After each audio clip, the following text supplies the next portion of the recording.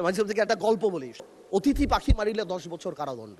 কেউ যদি আইন না বোঝে তাদেরকে বারবার বুঝে আমাদের আর লাভ নাই। মানুষ স্পিকার বারবার যে জনগণকে বোঝানোর চেষ্টা করা হচ্ছে যে এটা মানি না, এই কারণে আমরা গণভোট মানি না, ইট ইজ আনট্রু। আমরা গণভোট মানি বিকজ আমরা জনগণের ক্ষমতায়নে বিশ্বাস করি, আমরা গণভোট মানি, আর এই কারণেই আমরা হ্যাঁ ভোট দিয়েছি এবং আমাদের সংসদ নেতাও হ্যাঁ ভোটের পক্ষে কথা বলেছে। আমরা যদিও এটা বাইরে থেকে আসছে তাও বলি, আসলে মাঝে থেকে একটা গল্প বলি, সময় 1 মিনিট বাড়াই দেবে, তাও একটা গল্প বলি যে শপথের কথা বলছে। এই গল্পটা আসলে বলা ইম্পর্টেন্ট। স্পিকার, একটা আইন ছিল, আইনটা হলো অতিথি পাখি মারিলে 10 বছর কারাদণ্ড।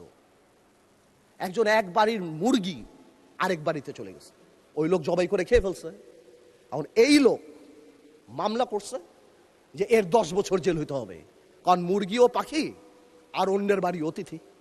তো কেউ যদি আইন না বোঝে তাদেরকে বারবার বুঝে আমাদের আর লাভ নাই। মানুষ স্পিকার বারবার বলেই যাচ্ছি, this is void ab initio. We respect referendum, এই কারণে আমরা আসছি। এটাকে ইমোশনাল কালার দিয়ে বাংলাদেশকে এমনভাবে দাঁড় করানো হচ্ছে যে আমরা জুলাই চাই না, আমরা জুলাইয়ের বিরুদ্ধে। ওনারাই একমাত্র জুলাইয়ের টেন্ডার নিয়েছেন, ওনারাই টেন্ডার সাবমিট করছেন। This is so unfair. মানুষ স্পিকার, আমি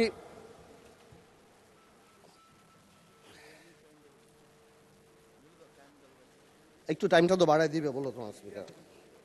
আরেকটা কথা, 1 মিনিট আপনার শেষ হয়ে গেলে আরেক মিনিট বলতে পারবেন। Thank you. জুলাই জাতীয় সনদের 2025 এর ভবিষ্যতের পথরেখা, আমি আগেও যা বলছি এখনো তা বলছি, আমি আগেও বলি না, এখন সবসময় বলি যে যেই সংবিধান জনগণের কথা বলে না, জনগণ সেই সংবিধান ছুঁড়ে ফেলে দেবে। বাট যেটা আমরা সংশোধন করতে পারি, যেটা আমরা ঠিক করতে পারি সংবিধানের মধ্যে থেকে, আমরা সেটাই করব। আর এই ভবিষ্যতের পথরেখার আরেকটা কথা বলে দিতে চাই মাননীয় স্পিকার, এই পথরেখায় আমরা সবাইকে সাথে নিয়ে চলতে চাই এই পথে, এবং যখন চলতে চাই আমরা গণতন্ত্রকে আপলিফট করে চলতে চাই। জনগণের ম্যান্ডেট, যার কারণে 217টা সিট পেয়ে আমরা এখানে, আমরা আইন পরিবর্তন করতে চাই, সংবিধানের মধ্যে থেকেই করতে চাই। আপনাকে ধন্যবাদ স্পিকার। ধন্যবাদ মাননীয় সদস্য।